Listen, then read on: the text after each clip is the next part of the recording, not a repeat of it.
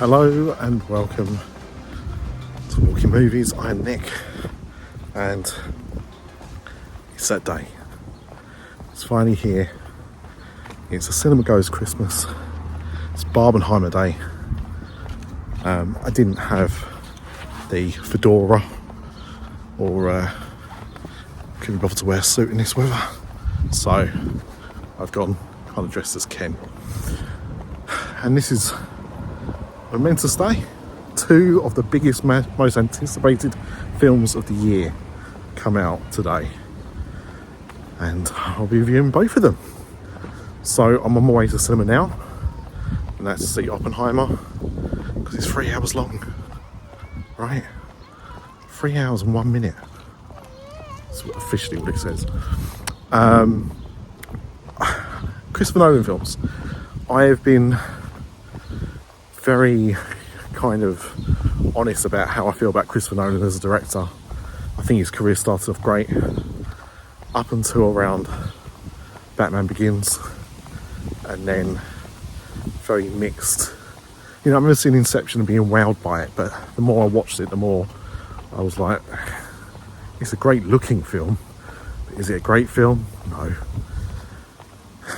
And then, you know, people love The Dark Knight. Another fact today, well, not today, but The Dark Knight came out the same day as Mamma Mia. There's another epic battle, two different audiences. May have been around this date, actually. Anyway, it doesn't matter. So I've seen all of his stuff.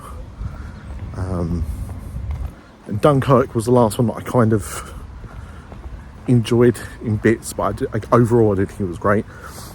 And then last film we had was Tenet, which you know, after he was disgusted with Warner and how they wanted to release the film during the pandemic, a lot of rows between the two, they parted, and that led to Oppenheimer being his first film made outside of Warner's since the start of his career, really.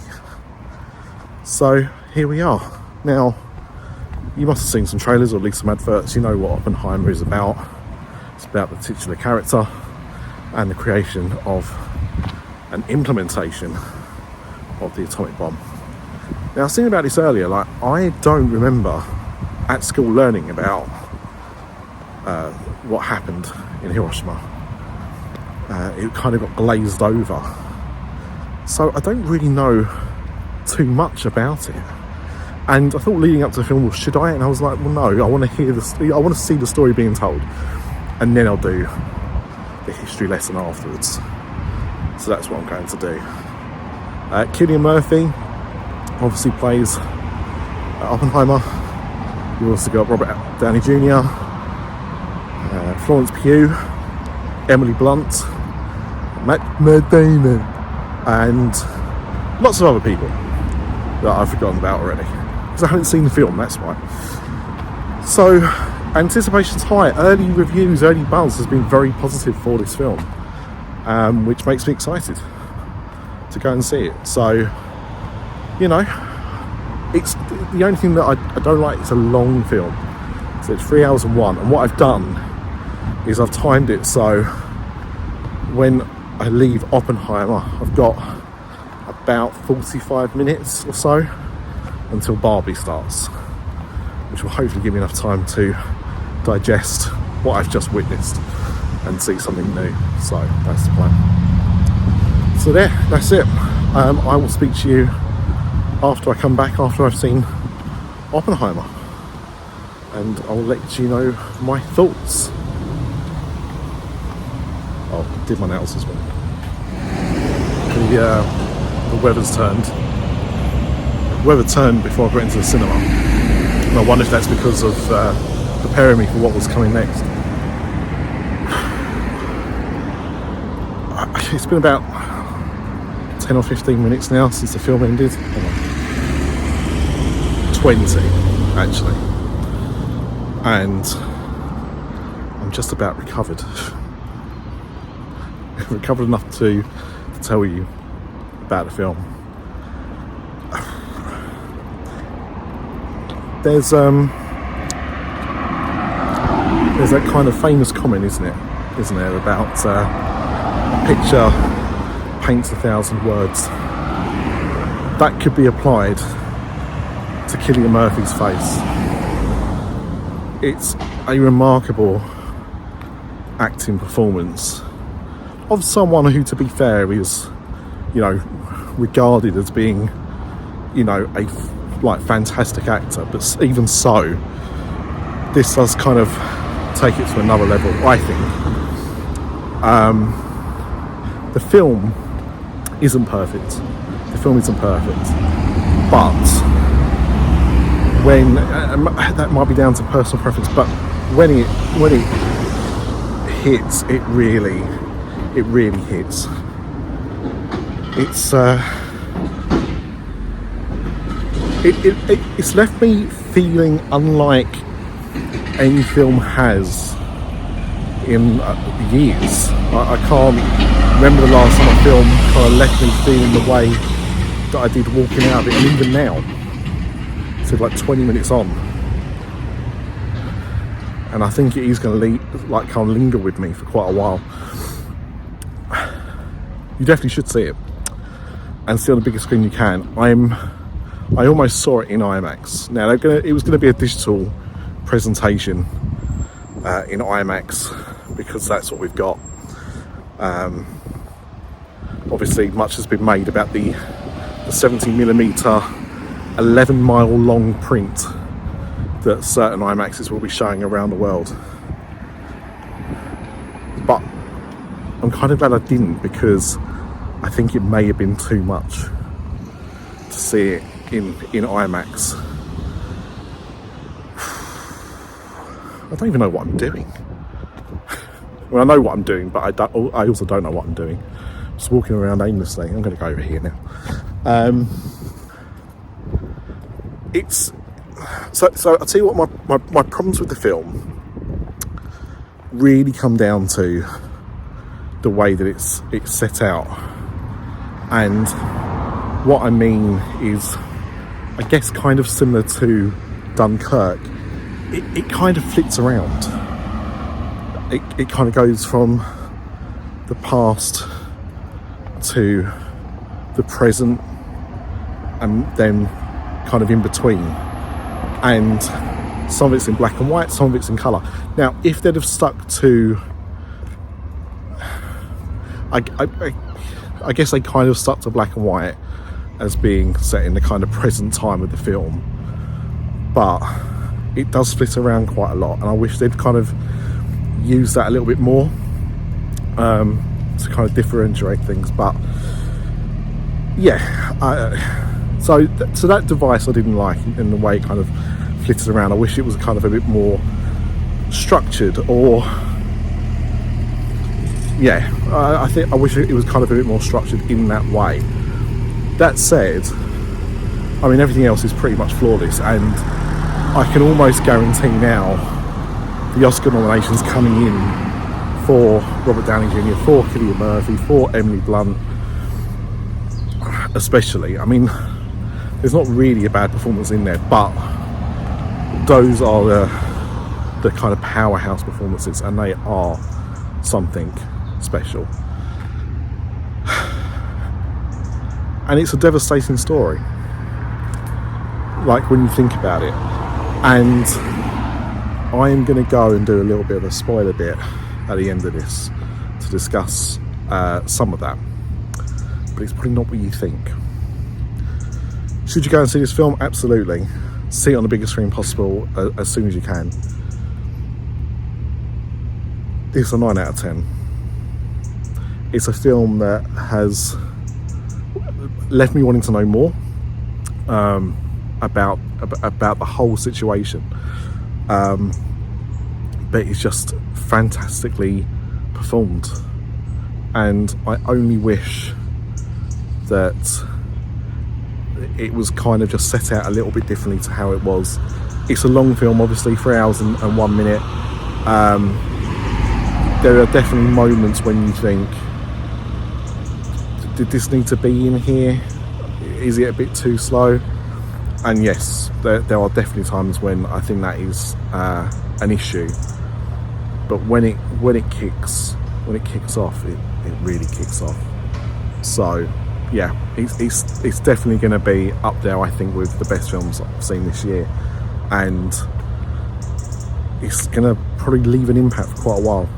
Yeah, I'm going to be thinking about this film for a long time, I think, and that's testament to the film, right? So there you go. So I will leave this review here.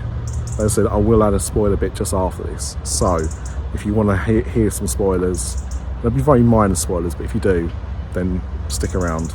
And if not, if you leave here, then thank you very much for listening. And as always, Flynn lives. Okay, so if you're back here, or you're still here, it's because you want to hear spoilers. So the thing that surprised me the most about this film is what you see, what you don't see. So what you do see is the testing of the atomic bomb that was set up. What you don't see is the bomb being used in Japan to kind of really end that part of the war. What I didn't realise was when it happened, Hitler had already died, and Germany had effectively, or about to at least, give up. It was Japan that was still continuing to fight the war and hadn't surrendered yet, or hadn't shown any signs of stepping down. And this seemed to give the American government the decision to drop these atomic bombs on Japan.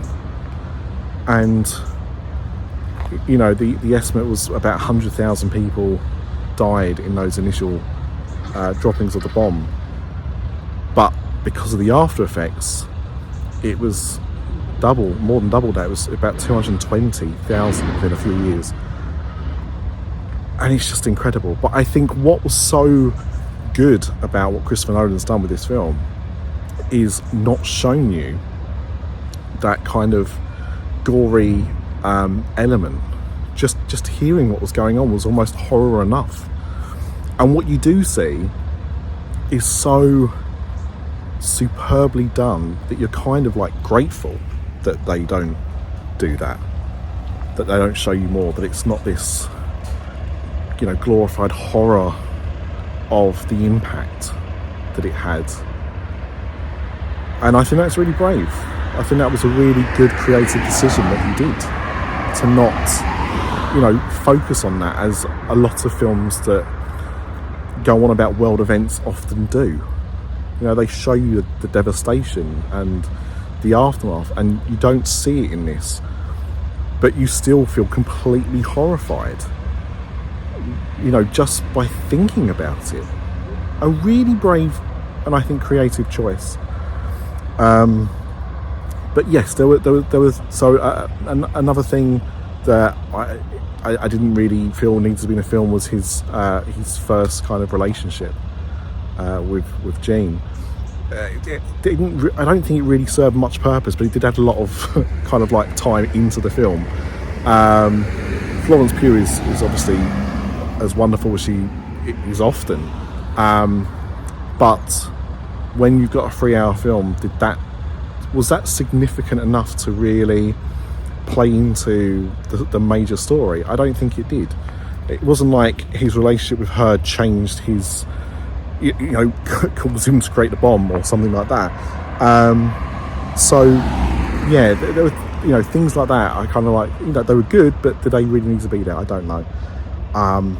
But yeah, I think the thing that I take away from it is the fact of causing me to feel, and hopefully audiences to feel the way that they do about the atomic bomb without showing the devastation.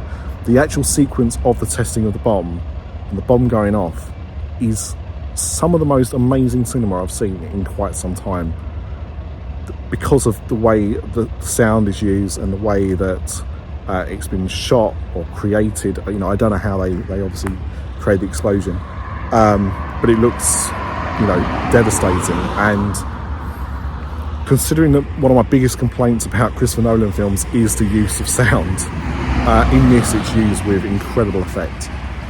And I would also say about 90% of the dialogue you can actually hear as well throughout the film, so there's that as well. But yeah, so I just wanted to kind of highlight that and mention that, because I didn't know that going in. I just assumed that we would see the bombs being dropped on Japan, and you don't. And I think that's a great decision, a brave decision for a film, and obviously what he wanted to focus on, which was Oppenheimer himself, not necessarily the bomb. It's a fascinating story. I can't wait to kind of dive into it a bit more and find out more about the kind of the truth and reality of what happened, because we all know with these films, you know, there'll be a lot of truth, but also how much it marries up to real life. I think with this, you know, I think a lot of it will, but I'd like to see more and read more about it. So there you go. All right, slightly longer review than normal, but because of the spoiler bit. But yeah, go and see Oppenheimer. Definitely going to be up there at the end of the year as one of this year's best films, with some amazing performances. And yeah, one of the most stunningly looking films as well of this year. Whew. I want to see it again, and I don't want to see it again. I mean, I will definitely see it again, but do you know what I mean? Like, I'm almost in no rush because of how it's left me, but I'll definitely catch it on streaming. And hey, someone wants to go and see it in IMAX, you might convince me. Wow, what a film. Barbie's got a lot to live up to. But more about Barbie in a bit. Until next time, Flynn Nifs.